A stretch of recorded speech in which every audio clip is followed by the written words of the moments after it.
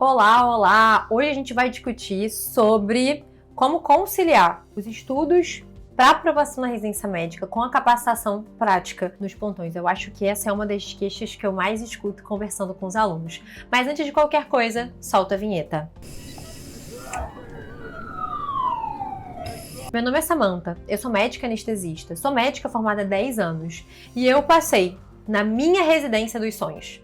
Eu passei, além de várias outras residências, eu passei e cursei a residência que era a minha primeira opção. Então veja, eu tenho aqui voz de fala para te ajudar a equilibrar esses pratos, né? A primeira coisa que eu tenho para te falar, antes de compartilhar 3 estratégias para você conseguir equilibrar isso, é que na vida existe o tempo de plantar e existe o tempo de colher. Quando você é um médico recém-formado, quando você é um médico que quer se especializar e está no período antes da sua especialização, você precisa entender que esse é o momento de plantar. Esse não é o momento de colher. E o momento de plantar, ele é deveras desafiador mesmo.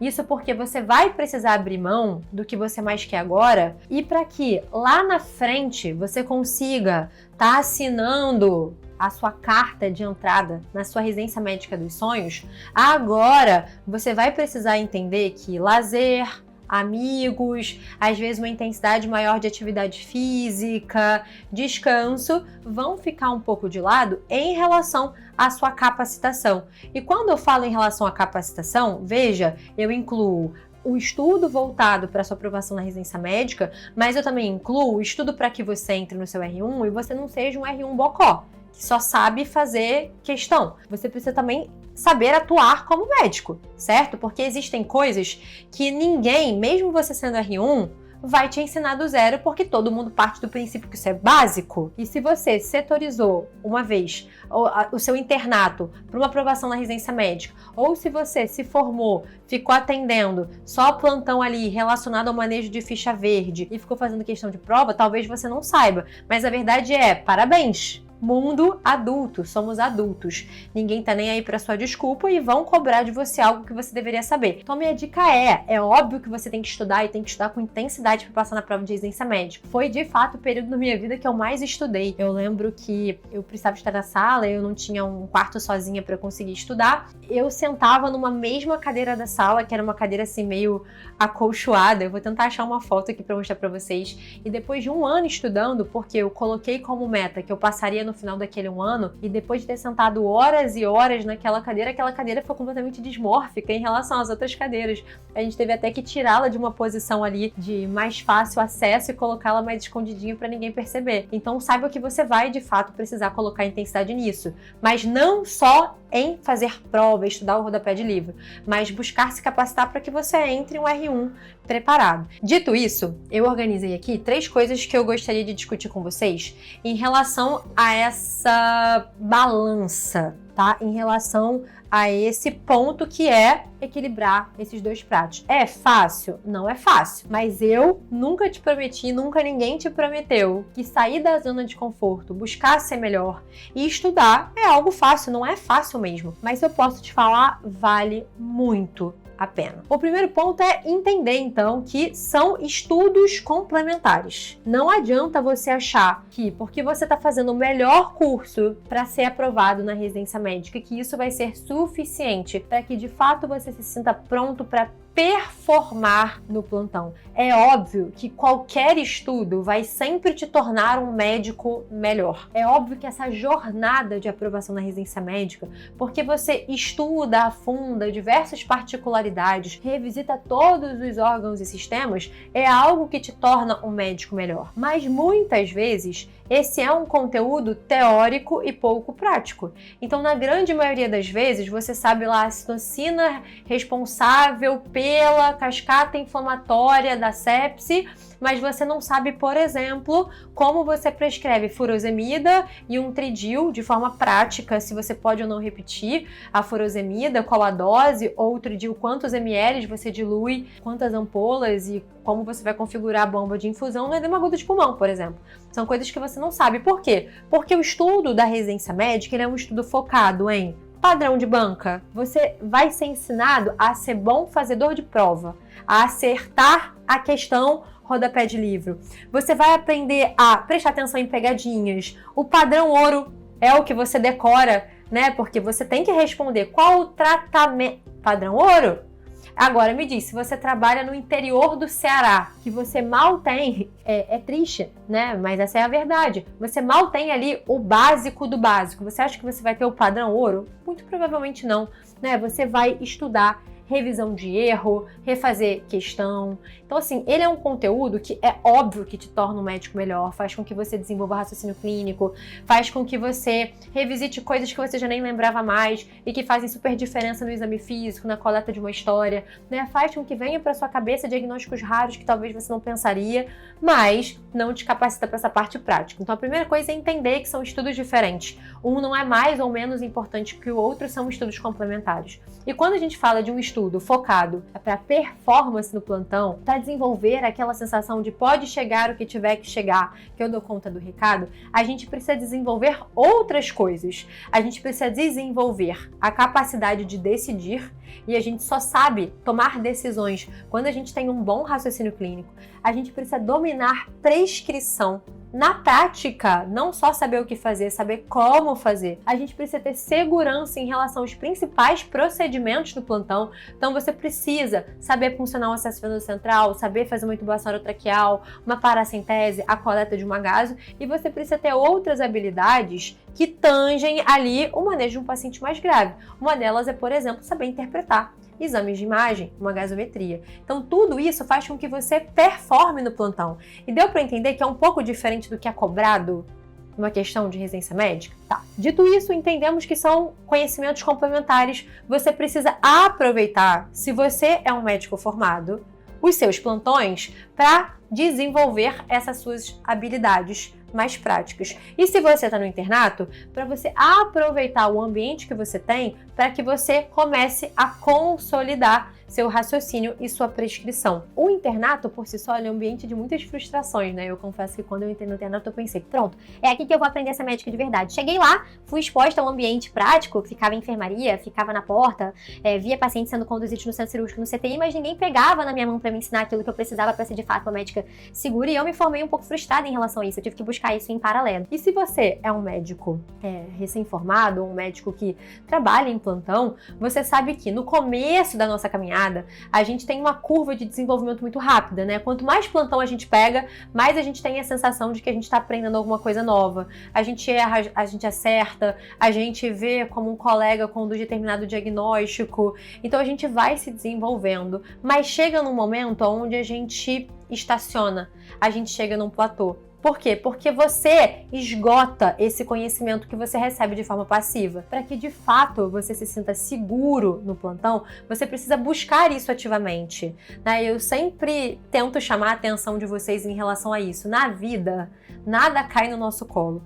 Tudo que é bom demais ou fácil demais, a gente tem que desconfiar. É por isso que eu te falo, use o seu plantão como um ambiente de capacitação.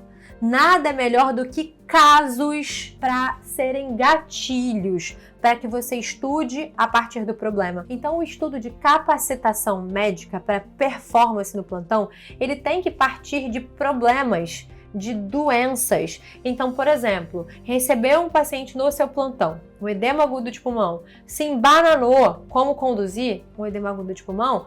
Vai em casa, senta, bunda na cadeira, método infalível, e vai estudar sobre edema agudo de pulmão partindo da doença. Quais são as principais alterações do exame físico? Quais os exames que eu tenho que solicitar? O que eu faço? Como eu faço? Eu posso repetir? Se o meu plano A não surtir efeito, qual que é o próximo passo? Organiza um mapa mental daquela doença para que você saiba como performar no plantão e use os casos no seu plantão como um norte do que você vai começar, né? Por exemplo, se você trabalha na sala verde, você sabe quais são os principais casos que chegam para você: gastroenterite, lesão de pele, chega muito IVAs. Estude esses casos, crie esse mapa mental. Agora, se você trabalha numa sala vermelha, os casos mudam, né? Vai ser edema agudo, vai ser sepse, vai ser taquibradiarritmia, vai ser uma anafilaxia, uma cetoacidose. senta e estuda esses diagnósticos focando no problema. Você tem dificuldade em algum procedimento? Problema, vai estudar sobre intubação, vai estudar sobre o acesso venoso central. Eu não sei interpretar a gasometria além do básico, parte do problema, vai estudar a gasometria. Então, ao invés de você ficar firulando muito, parta do problema. E aí vem o terceiro ponto, que eu acho que é o ponto que consolida tudo isso, que é, eu já sei que eu preciso estudar algo diferente do que a teoria que eu venho estudando para ser aprovada na prova de residência. Eu já entendi que eu posso utilizar o meu internato ou os meus plantões como um norte, mas assim, Samantha, sem tempo. Eu não tenho tempo para respirar. Como é que eu vou colocar mais um estudo na minha vida? Será que eu vou conseguir dar conta? Existe uma coisa que eu fiz na minha época e que a Dani também fez na época dela, que é a regra do 80-20. Calma, não é prescrição de noradrenalina. É uma organização de tempo. O que eu quero dizer com isso? A primeira coisa é tentar entender se a sua meta de aprovação na residência médica é para agora, tipo final do ano, ou se é mais a longo prazo. Aí eu quero passar na residência final do ano que vem. Então, certo, aí você pode deixar essa divisão um pouco mais equilibrada. 50-50 de tempo. 50% do seu tempo de estudo para sua capacitação e prática dos plantões e 50% para sua aprovação da residência médica, visto que você tem tempo, né? Agora, se a gente fala de uma aprovação em um curto período de tempo, a gente tá agora aí no começo do ano, no final do ano eu quero estar aprovado, o que eu preciso fazer? Você precisa desequilibrar essa proporção. Você vai colocar 20% do seu tempo para capacitação prática dos teus plantões e 80% do tempo para que você estude para sua aprovação na residência médica. Então vamos supor que hoje você tenha aí, sei lá, 4 horas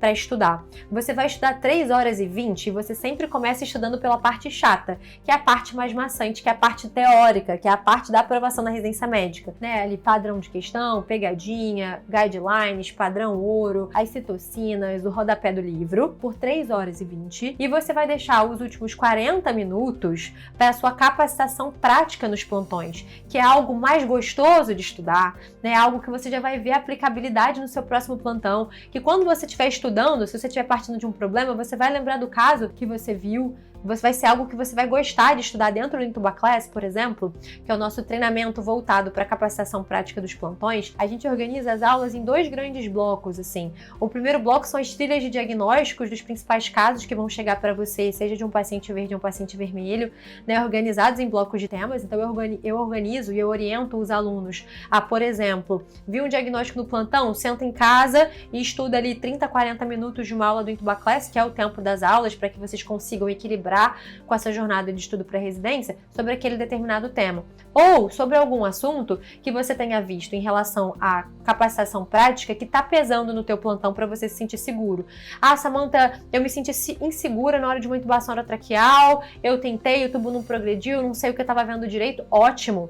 Essa é a parte até mais legal de estudar, que é a parte de capacitação relacionada ao manejo do paciente grave com vídeos e fotos reais quando a gente fala de procedimento, que é a segunda parte das aulas do IntubaClass. Então é muito bacana que você saiba que o nosso cérebro, ele tem a tendência de querer procrastinar as coisas que são mais chatas. Então, o que a gente faz? A gente acaba querendo inverter essa ordem. Só que o estudo chato, ele tem que vir antes. O estudo maçante em relação ao seu horário de organização do dia, ele tem que vir antes. Para que no final, você seja exposto a um conteúdo muito mais legal de estudar, mais prático, que você está mais motivado no momento onde você está mais cansado.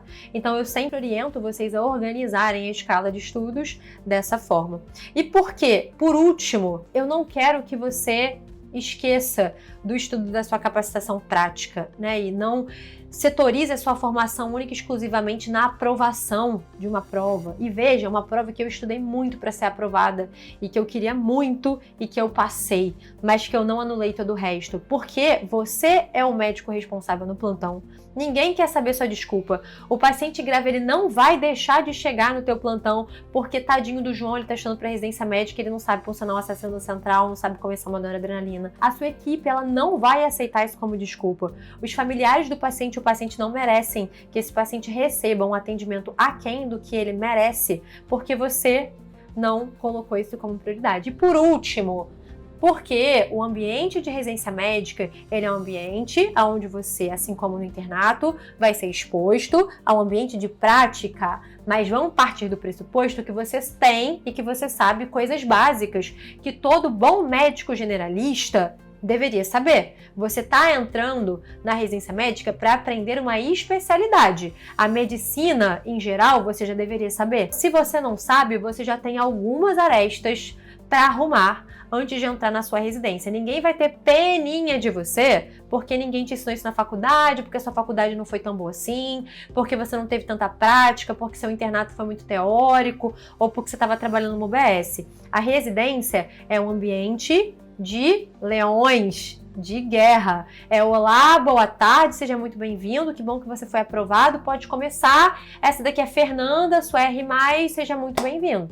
É um ambiente onde você precisa ser protagonista e buscar o conhecimento, um conhecimento que talvez você não tenha aprendido, mas ninguém tem nada a ver com isso, e um ambiente onde as pessoas esperam que você seja um bom médico generalista. Se você quer a nossa ajuda em relação a essa capacitação mais prática dos plantões, ter acesso às aulas dos principais diagnósticos que vão chegar à porta dentro no plantão para você, seja do paciente verde ou paciente vermelho, cursos de capacitação com vídeos e fotos reais dos principais procedimentos que chegam porta dentro no plantão e um grupo de discussão com suporte de especialidades, eu te convido para fazer sua pré-matrícula no Intuba Class. Faz o seguinte, clica no link da bio que eu já te espero na primeira aula da comunidade.